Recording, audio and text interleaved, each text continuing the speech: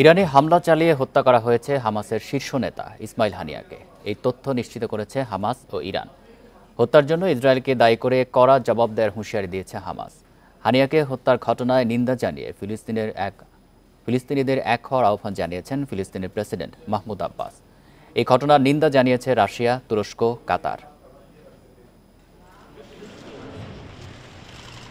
ইরানের নতুন president Masoud পেজেকশিয়ানের শপথ অনুষ্ঠানে যোগ দিতে তেহরান সফরে গিয়েছিলেন হামাসের শীর্ষ নেতা ইসমাইল হানিয়া।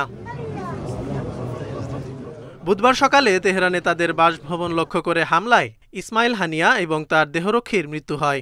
এক বিবৃতিতে এই হত্যার জন্য ইসরায়েলকে দায়ী করে কড়া জবাব দেওয়ার হুঁশিয়ারি দিয়েছে হামাস।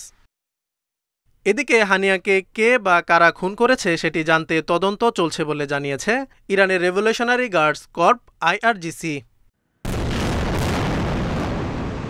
এর আগে গত এপ্রিলে গাজায় হামলা চালিয়ে হানিয়ার 3 ছেলেকে হত্যা করে ইসরায়েল। গত মাসে হত্যা করে হানিয়ার এক বোনকে।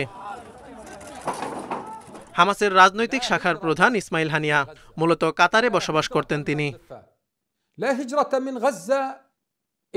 হানিয়ার মৃত্যুতে এখনও আনুষ্ঠানিক কোনো বিবৃতি দেয়নি ইসরায়েল।